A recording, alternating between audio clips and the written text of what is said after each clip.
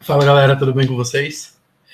Estamos aqui novamente para dar continuidade, no caso, para finalizar o nosso conteúdo do segundo bimestre, tá? Não repare no cabelo do tio, tá grande mesmo, mas um dia vai dar certo cortar.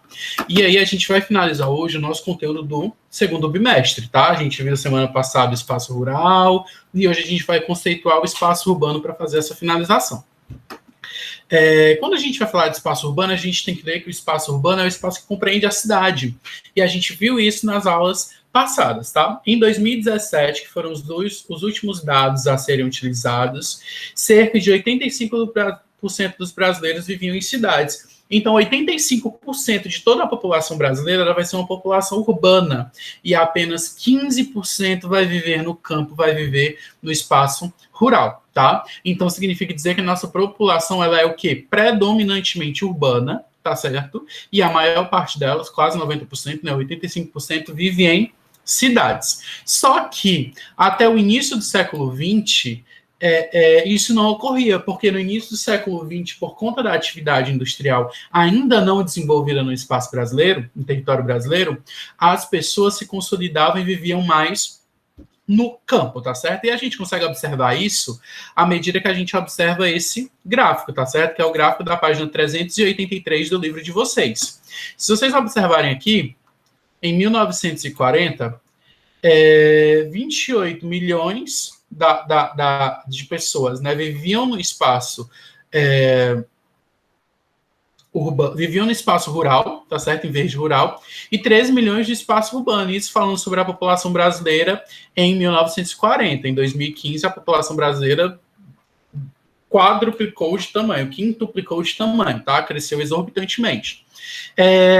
E aí, a partir disso, até aqui na década de 60, no início da década de 60, a população rural ainda era maior do que a população urbana.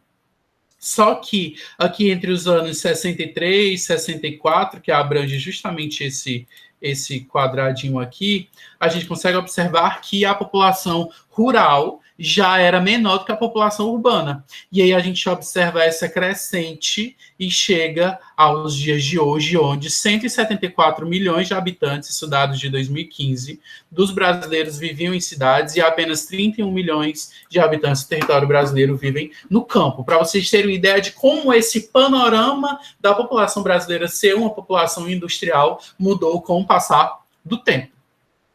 Indústria e urbanização do Brasil. Vale salientar que, como eu já comentei para vocês, o processo de industrialização ele caminha lado a lado com o processo de urbanização.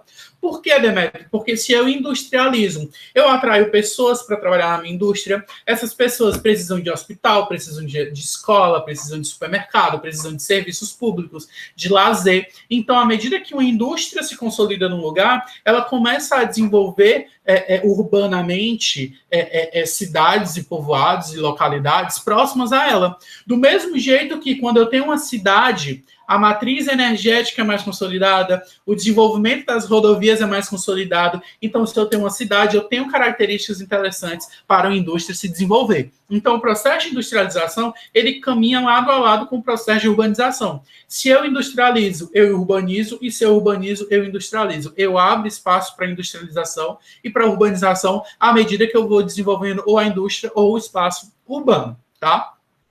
Vale salientar também que, baseado nesse gráfico, a gente consegue caracterizar o processo de urbanização do território brasileiro. Como eu já falei para vocês, o processo de urbanização brasileira foi bem tardia, tá certo? Não foi uma industrialização igual como aconteceu na Revolução Industrial na Europa, que no século XVIII a Europa já estava se industrializando e no século XVIII para o século XIX, a Europa já estava se industrializando a partir das primeiras e segunda Revolução Industrial.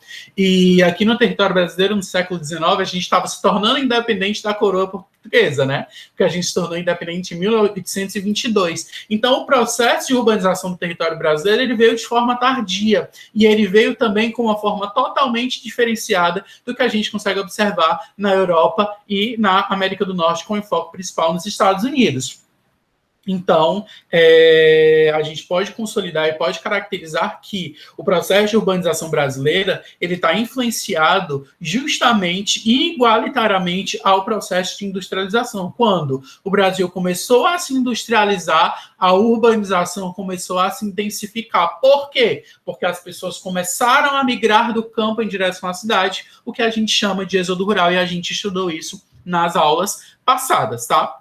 Aqui a gente pode observar, por exemplo, uma linha de montagem de tratores em Mogi das Cruzes, em São Paulo, tá certo? Que já vai ser uma indústria automobilística, que é um dos grandes enfoques da indústria brasileira. E também, junto com a indústria automobilística, a indústria de a agroindústria, a agricultura comercial, tá certo? Já falei essa parte, também. E aqui nesse mapa a gente consegue observar o número de cidades com mais de 20 mil habitantes, e isso no início do século XX, próximas às áreas industriais do Brasil. Deixa eu aumentar aqui. De acordo com a legenda, em pontinhos vermelhos, a gente tem as cidades com mais de 20 mil habitantes em 1940 e depois as cidades com mais de 20 mil habitantes em 1960. Observem que a quantidade de cidades com mais de 20 mil habitantes em 1960 aumentou drasticamente, de forma incontrolável. Por quê? Porque em 1960 o processo de industrialização brasileiro já estava consolidado e isso impulsionou um processo de urbanização. Se a gente observar aqui no eixo do Centro-Sul, da região geoeconômica Centro-Sul, dando enfoque principal à região Sudeste, composta por Minas, São Paulo, Espírito Santo e Rio de Janeiro, a gente vê que na década de 60 já existiam quase dezenas de cidades, já existiam dezenas de cidades que tinham mais de 20 mil habitantes, enquanto aqui no Ceará, poucas cidades já tinham mais de 20 mil habitantes. Aqui a gente tem Fortaleza, que na década de 40 já tinha mais de 20 mil habitantes,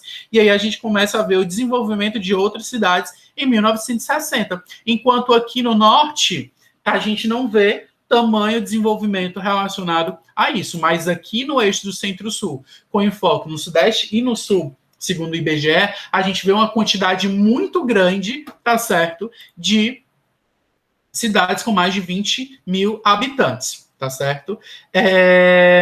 O que é que influenciou essa expansão dessa atividade industrial brasileira e influenciou também o processo de urbanização brasileiro?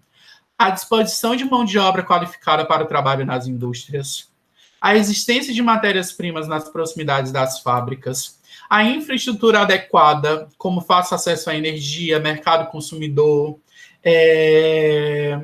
as matérias-primas. E aí, nesses pontinhos, a gente vê os fatores locacionais. O que são esses fatores locacionais, Demetrio? Vão ser os fatores que vão atrair as indústrias a se fixarem, a se consolidarem, a se instalarem naquele local. Exemplos de fatores locacionais: matéria-prima, mão de obra qualificada, mercado consumidor, fontes de energia, via de transportes. Pense no quão fácil é uma indústria se fixar, se instalar em uma cidade que já tem rodovias pavimentadas, com pavimentação asfáltica, onde já tem usina hidrelétrica com energia elétrica funcional e instalação elétrica disponível para a indústria, onde eu tenho um mercado consumidor muito grande para aquele produto que eu vou fabricar naquela indústria, onde eu tenho pessoas para trabalhar para mim. Então, trabalho e o impacto socioeconômico para o setor industrial vai ser menor à medida que eu já tenho uma estrutura, uma infraestrutura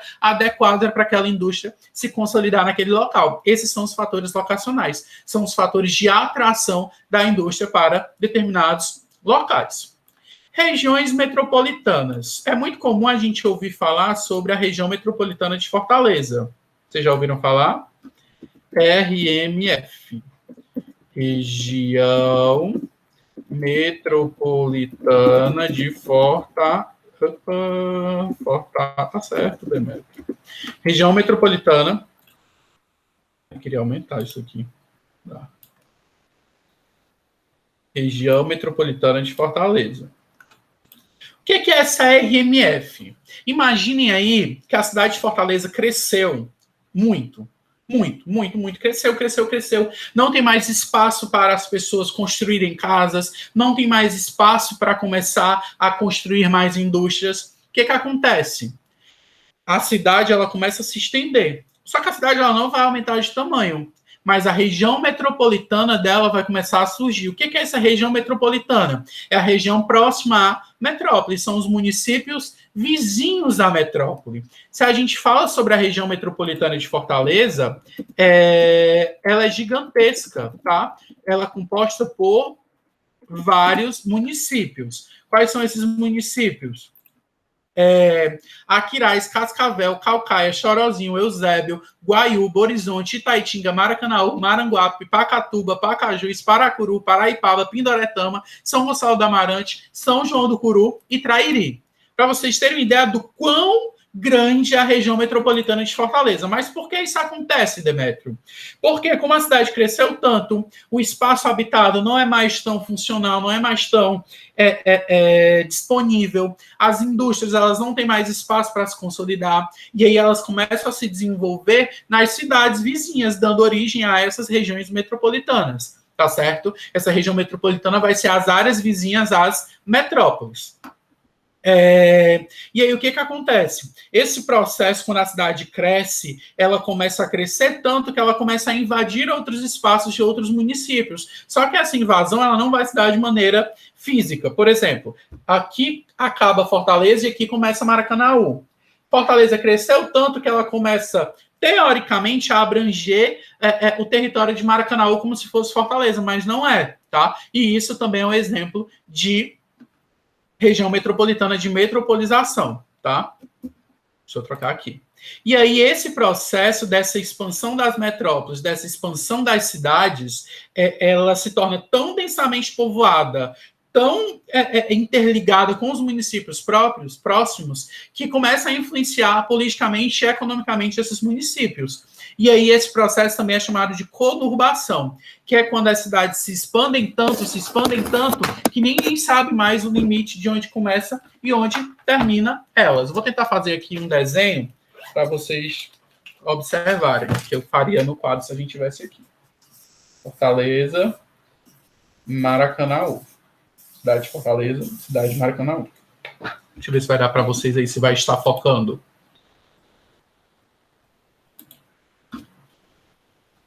Eu acho que vai ficar invertido aí, mas entendam o que é Fortaleza e o que é Maracanaú.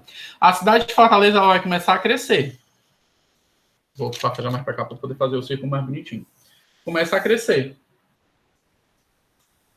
E aí ela começa a invadir esse espaço do Maracanaú. Estão vendo que ela começou a invadir o espaço do Maracanaú? Esse processo de invasão é justamente esse processo de conurbação. Por quê? Porque as cidades elas se desenvolvem tanto, elas crescem tanto que os limites entre elas passam a se confundir, tá certo? Exemplo de região metropolitana gigantesca, com exceção da cidade de Fortaleza. A região metropolitana de Rio de Janeiro e São Paulo. Para vocês terem ideia, a região de Rio de Janeiro e São Paulo, da região metropolitana, da cidade do Rio de Janeiro, da cidade de São Paulo, se expandiu tanto que eles passaram a fazer um aglomerado único. E aí, na hierarquia das cidades, que a gente vai ver mais na frente, a gente tem a megalópole brasileira. Uma megalópole surge da união de duas metrópoles, que é justamente o eixo Rio-São Paulo, tá certo? Aqui a gente pode observar a região metropolitana de Belo Horizonte, no estado de Minas Gerais, para vocês terem uma ideia de como essas regiões metropolitanas elas se expandem e elas são extensas e muito grandes, tá certo? Crescimento das cidades e os problemas urbanos. É claro que, com o crescimento das cidades, os problemas também dessa urbanização, eles vão vir a surgir e eles vão vir a aparecer. Criminalidade, vulnerabilidade social, ocupação de área de risco, surgimento dos aglomerados subnormais, que são as favelas, o aumento e a falta de saneamento básico, saúde e educação de pouca qualidade nas periferias. Justamente por quê? Porque a cidade ela cresce tanto que ela começa a crescer de maneira desordenada. A margem de um rio, que não era para ser ocupada anteriormente, ela vai passar a ser ocupada. Um morro que pode correr o risco de deslizar, ele vai passar a ser ocupado. E esse problema é um dos problemas urbanos que é muito presente, tá tá certo? Nas cidades que a gente pode observar. E aí, como outros exemplos, como eu já falei para vocês, a gente pode citar falta de saneamento básico, ocupação de áreas impróprias, encostas de morros, fundos de vales, encostas de rios, quantidade de postos de saúde e escolas, entre outros problemas, como eu já tinha falado para vocês. Nessa imagem aqui, a gente consegue observar um morro, tá certo, na cidade do Rio de Janeiro. Para vocês terem uma ideia, a gente tem aqui umas localidades que se desenvolveram no espaço que era para se desenvolver, porém a cidade parou de crescer aqui. E aí as pessoas tinham a necessidade de ter moradia e começaram a ocupar os morros. E os morros, essas encostas de morros, são exemplos de um dos problemas urbanos que a gente pode observar. Outro problema urbano que a gente pode destacar, o desemprego, a falta de emprego. Por que, Demétrio? Porque a quantidade de pessoas na cidade ela vai crescer cada vez mais. E aí a quantidade de empregos que é gerada na cidade não é suficiente para aportar todas essas pessoas que estão inseridas dentro do espaço urbano. E esse também é um dos grandes problemas que a gente pode observar, tá? Os problemas também ambientais, poluição, aumento dos resíduos sólidos, que é o lixo, porque quando a gente aumenta as pessoas, a gente vai aumentar esse lixo que vai ser gerado. Outro problema que a gente pode observar, a poluição dos recursos hídricos a partir dos esgotos por conta da falta de saneamento básico e assim sucessivamente, tá? Deixa eu ver aqui. E é isso, galerinha, tá? A gente finaliza o conteúdo dessa semana dessa forma, tá certo? Agradeço a participação de todos vocês. Semana que vem a gente vai estar fazendo uma atividade de revisão, tá? E aí, nessa atividade de revisão, a gente também vai ter um plantão Tira Dúvidas pelo Google Meet para tirar as dúvidas ao vivo de vocês. Os pais que foram buscar os resultados ontem na escola receberam um cronograma, os que não foram, procurem para receber as informações dos horários e também receber o link do Google Meet para poder assistir e participar do plantão Tira Dúvidas que a gente vai fazer durante toda a semana que vem, tá? Muito obrigado pela participação de todos vocês, um cheiro no coração e que está mais perto do que longe da gente estar juntos novamente em sala de aula. Tchau, tchau.